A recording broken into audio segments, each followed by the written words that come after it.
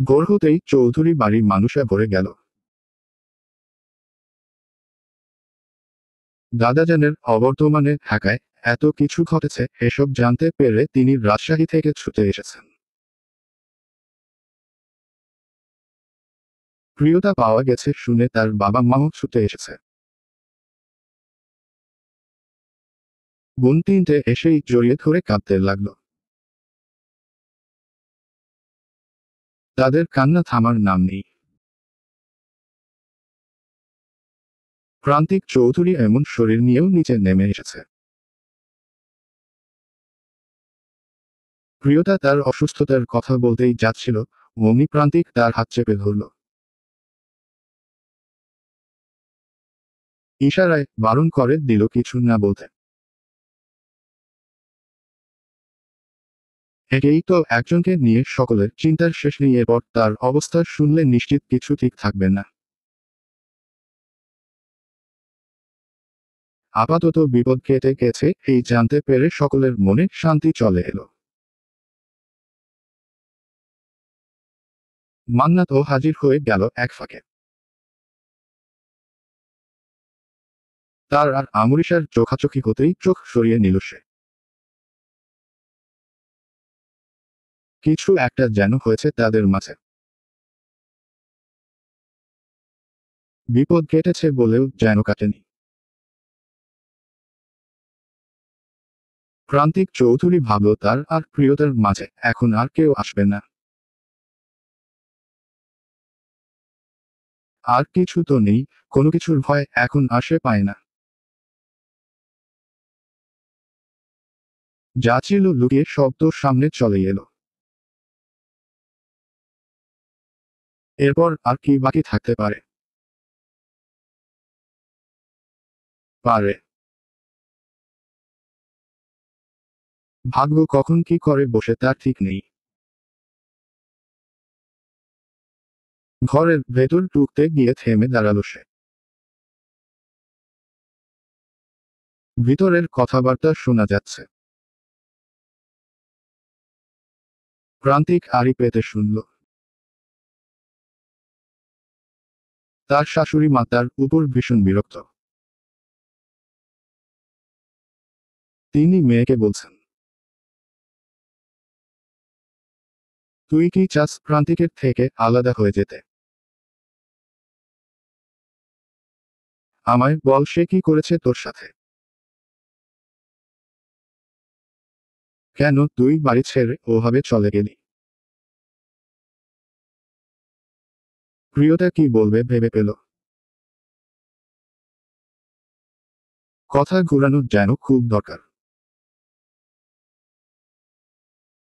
বলল, মা বাদ দাও না।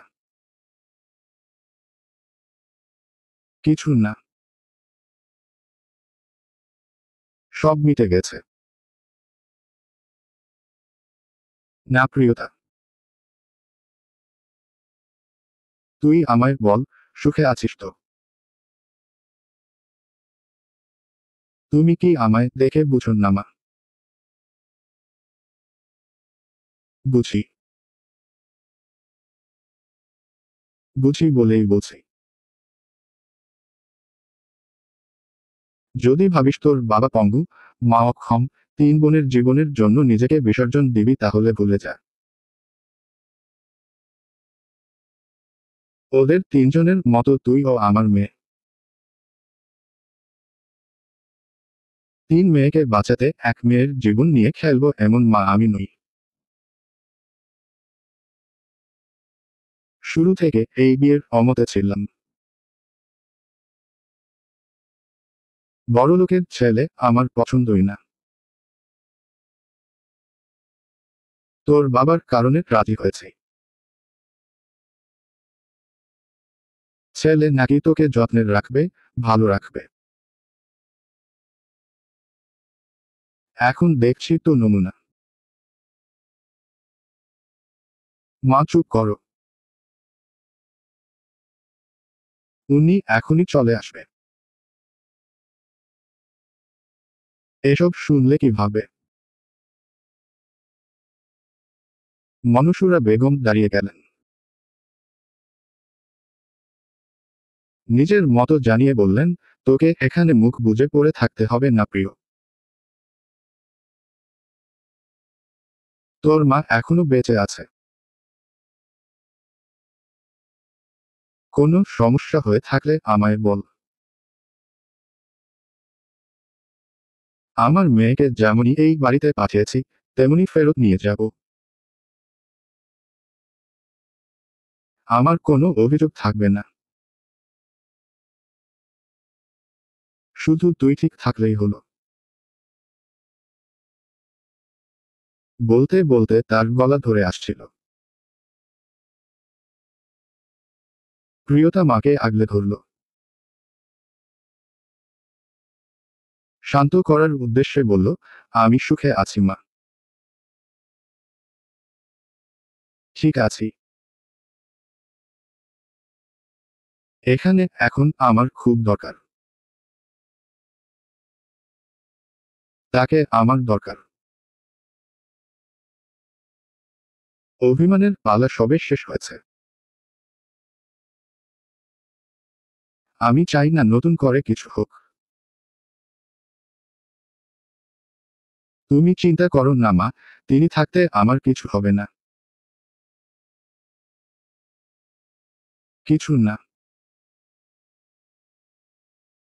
প্রান্তিক চৌধুরী সবটা শুনল। দরজার আড়াল থেকে সরে দাঁড়ালো সে। তার প্রতি প্রিয়তার বিশ্বাস দেখে একটু বিচলিত সে। এই বিশ্বাসের মর্যাদা রাখতে পারবে তো সে? সুখী করতে পারবে তাকে? মান্নাত আর আমরিশা দুজনেই বসার ঘরে বসে আছে। কিন্তু দূরে দূরে। অভিমান চলছে এদের মধ্যেও। আমরিশা সোজাসুজি তাকে বলে দিয়েছে, আমাকে বিরক্ত করবেন না। ব্যাস, মান্নাত কথা শুনেছে। তাকে এখন আর বিরক্ত করে না। ফোন দেয় না, বাড়ির সামনে ও ঘন্টার পর ঘন্টা দাঁড়িয়ে থাকেন না। না, রাতের পর রাত তাকে ফোন করে। এসব ঘটনা প্রিয়তা হারিয়ে যাবার আগেরকার। আমরিশার এক বলায় মান্নাত সবকিছু বন্ধ করে দেয়। আমরিশা এখন বুঝতে পারে মান্নাতের শূন্যতা। সে কি তবে লোকটার প্রতি দুর্বল হয়ে পড়ছে? এই দুর্বলতা কি ঠিক?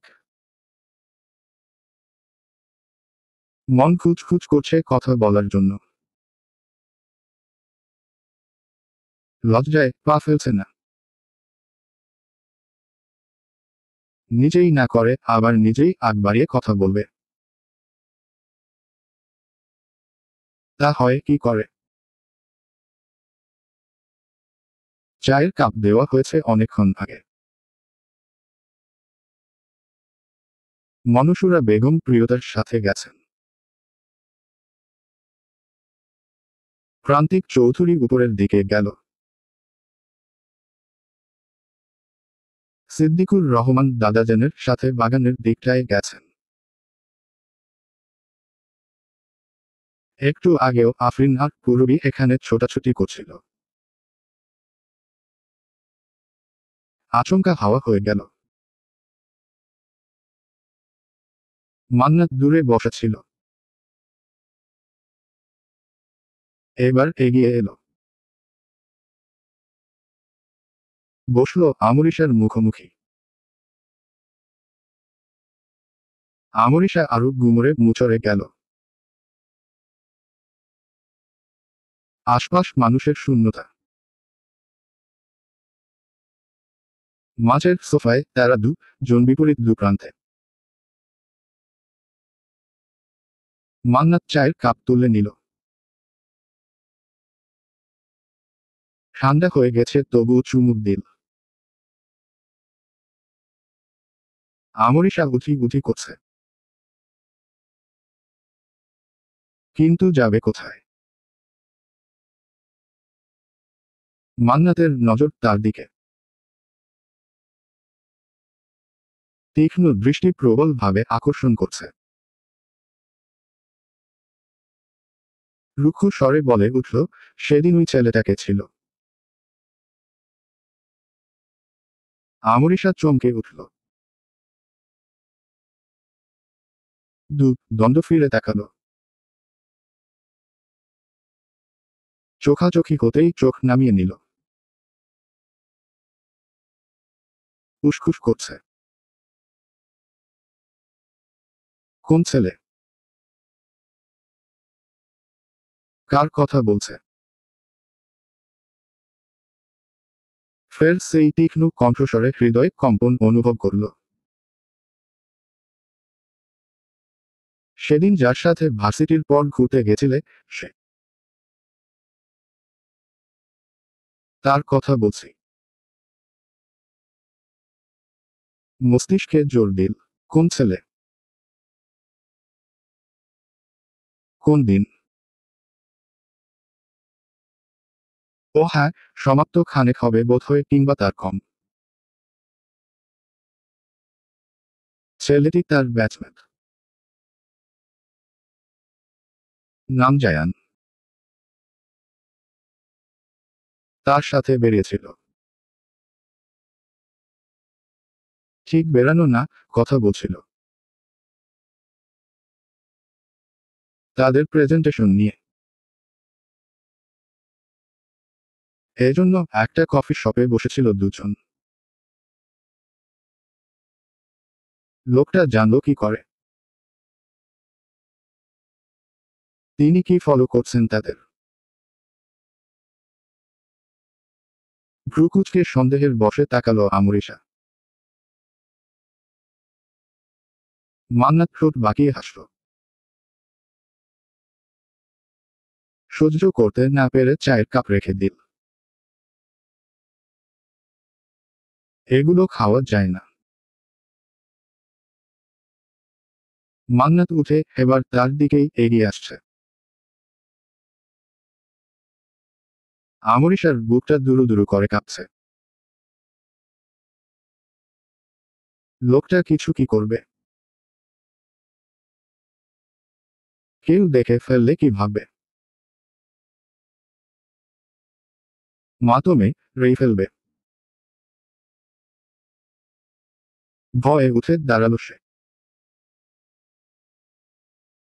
চলেই যাবে এখান থেকে। আচমকা তার হাত ধরে ফেলল মান্নাত। ভয়ে কুকড়ে উঠে সে। লাফালাফি করছে। এদিক ওদিক চাইছে চোরের নজরে। চাপা স্বরে বলছে, প্লিজ প্লিজ হাত ছাড়ুন, মা দেখলে রক্ষে থাকবে না। প্লিজ। মান্নাত হাসল। সুযোগ তবে একটা পেয়েছে। দয়ার শরীর তার। বলতেই ছেড়ে দিল। কিন্তু মুখে এখনো হাসিটা লেগে আছে। শয়তানি হাসি।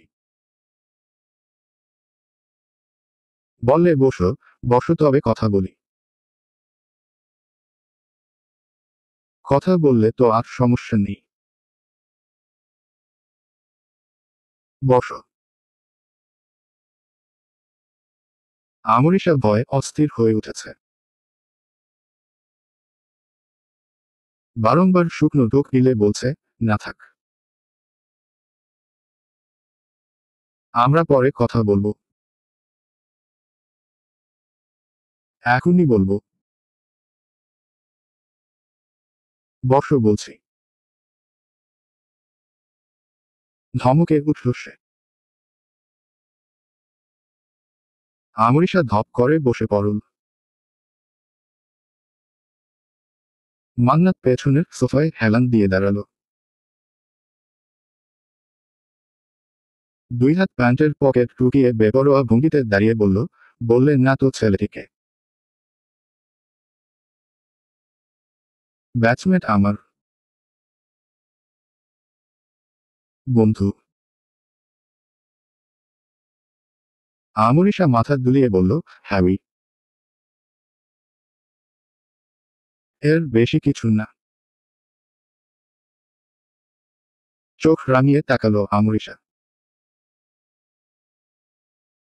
লোকটা আসলে চাইছে কি? দাঁতে দাঁত চেপে জবাব দিল, না। ভালো। ফোন কেন ধরছিলেন না? আপনি কি ফোন দিয়েছিলেন? না, দেয়নি। তুমি অপেক্ষা করছিলে বুঝি? বুকটা ধক করে উঠল। সে কি তবে অপেক্ষা করছিল? বোধ হয় করছিল। তবু বলে উঠল, না। মিথ্যে কি মান্নাত ধরে ফেলল? মনে হয় না। দৃঢ় কণ্ঠে বলল, একবার তো ফোন করলে না। আমি করব। তো আমি করলে ধরবে না? আমায় ফোন করতে দিচ্ছ না, দয়া করে তুমি একবার ফোন করে ফেলতে। ফোন করলে কি হতো? খেয়ে তো তোমায় ফেলতাম না। বলতে, ভুল করেই ফোন দিও। তাও দিতে পারতে। আমরিশার বলতে ইচ্ছে করল, কেন? আপনি দিতেন পারলেন না ভুল করে। আমায় কেন সাধছেন? মান্নাত বুঝি মনের কথা টের পেল। নরম গলায় সুধাল, ছেলেরা বাহানা দিতে পারেন না আমরিশা। তুমি পারতে। মেয়েরা খুব বাহানা দিতে পারে। ছলচাতুরি ও জানে।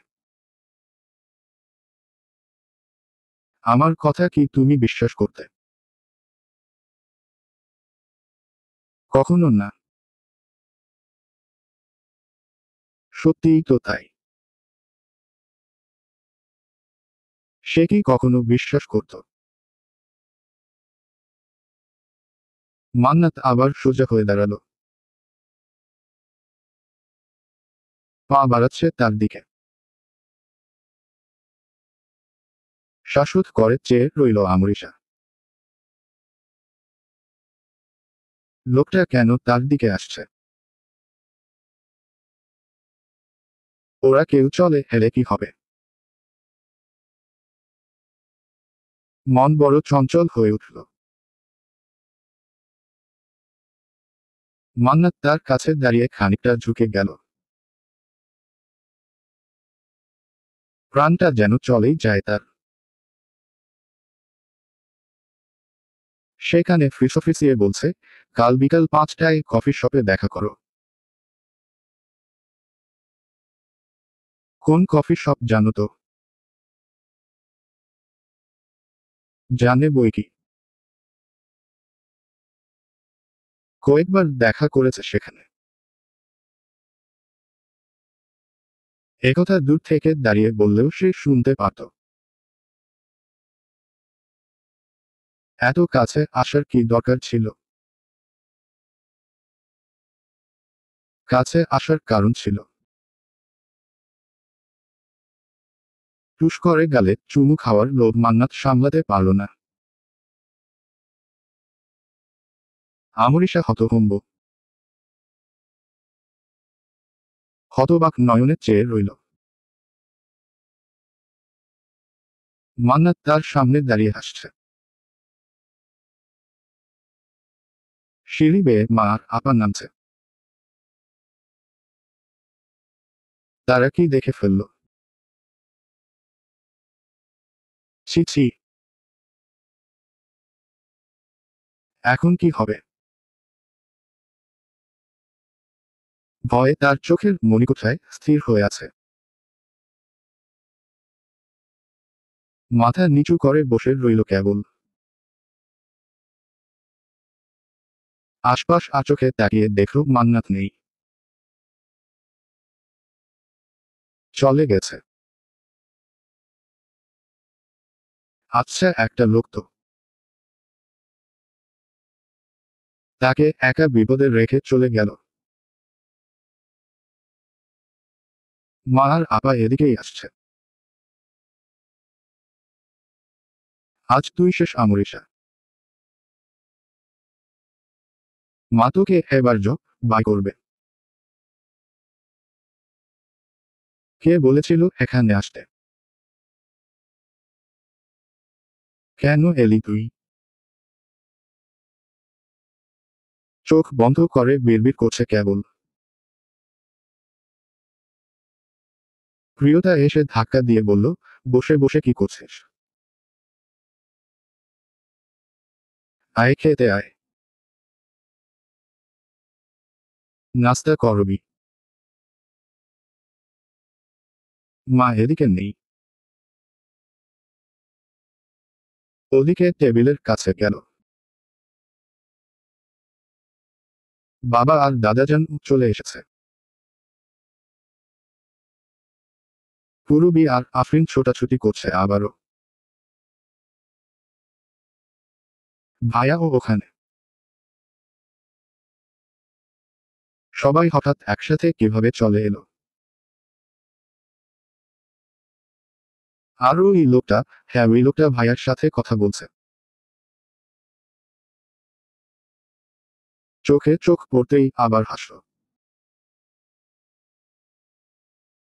বে হ্যাঁ, অসুখ গোলক। লুই ওচালক অম্পট। মেয়ে মানুষ একা পেলেই চুমু খেতে ইচ্ছে করে। কাল পেয়ে নিক, ভালো মতো লাই দিবে।